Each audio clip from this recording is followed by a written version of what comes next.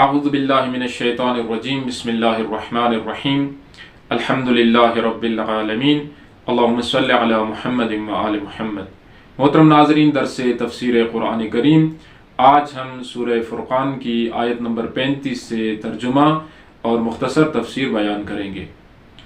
آیت نمبر 35 میں ارشاد ہو رہا ہے، بسم اللہ الرحمن الرحیم وَلَقَدْ آتَيْنَا مُوسَى الْكِتَابَ وَجَعَلْنَا مَعَهُ أَخَاهُ هَارُونَ وَزِيرًا۔ ہم نے موسیٰ کو آسمانی کتاب عطا کی اور ان کے بھائی ہارون کو مدد کے لیے ان کے ہمراہ کر دیا۔ یہاں پر اللہ رب العزت حضرت موسیٰ کا تذکرہ فرما رہا ہے کہ ہم نے موسیٰ کو توریت عطا کی۔ یہ توریت موسیٰ کا اپنا بنایا ہوا کلام نہیں تھا، بلکہ یہ اللہ کا عطا کیا ہوا کلام تھا۔ یہ موسیٰ نے اپنی مرضی سے نہیں بنایا، بلکہ اللہ نے موسیٰ کو یہ کلام، یہ کتاب عطا کی۔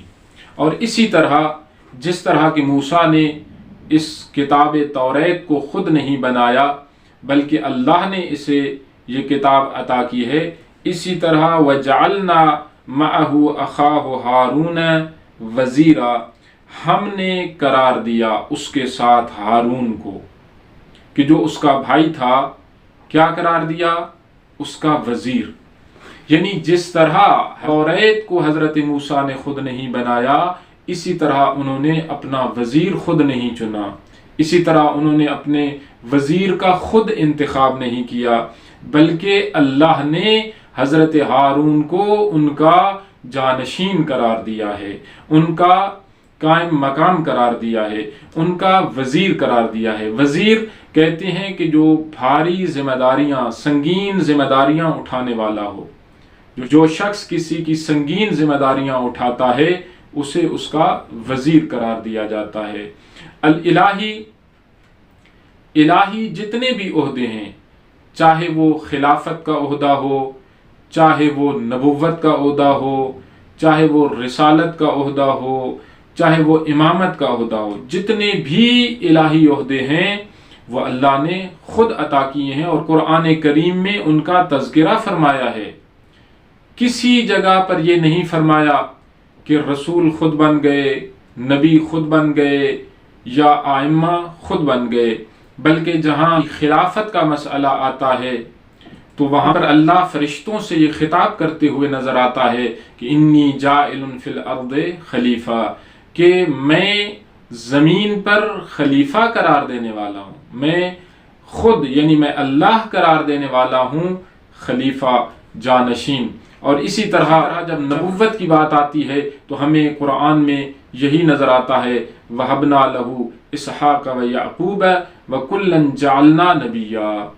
اور جب رسالت کی بات آتی ہے تو ارشاد باری تعالی ہوتا ہے وَلَقَدْ بَعَثْنَا فِي كُلِّ أُمَّةٍ رَسُولًا۔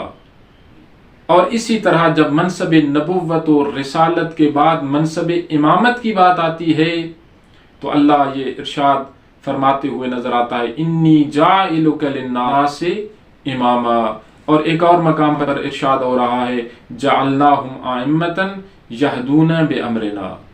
پس یہ جتنے بھی الہی عہدے ہیں، چاہے خلافت کا عہدہ ہو، نبوت کا عہدہ ہو، رسالت کا عہدہ ہو، امامت کا عہدہ ہو، یہ تمام کے تمام عہدے اللہ رب العزت نے خود قرار دیے ہیں۔ محترم ناظرین، اس سے یہ بات واضح ہو گئی کہ جب حضرت موسیٰ جیسا نبی اپنے لیے خود اپنے وسیع، اپنے جانشین اور اپنے وزیر کا انتخاب نہیں کرتا، بلکہ اللہ کی بارگاہ میں یہ دعا کرتے ہوئے نظر آتا ہے کہ وَاجْعَلْ لِي وَزِيرًا مِّنْ أَهْلِي، کہ اے اللہ میرے اہل بیت میں سے میرا وسیع اور میرا وزیر قرار دے، تو پھر محمد مصطفیٰ جیسے انبیاء کے سلطان نبی، انبیاء کے سردار نبی کی امت کو یہ حق کہاں سے پہنچتا ہے کہ وہ اپنے لیے خود اپنے نبی کا جانشین مقرر کرے۔ دعا ہے اللہ رب العزت ہمیں اس قرآن کریم کو پڑھنے، سمجھنے اور اس پر عمل کرنے کی توفیق نصیب فرمائے۔ والسلام علیکم ورحمۃ اللہ وبرکاتہ۔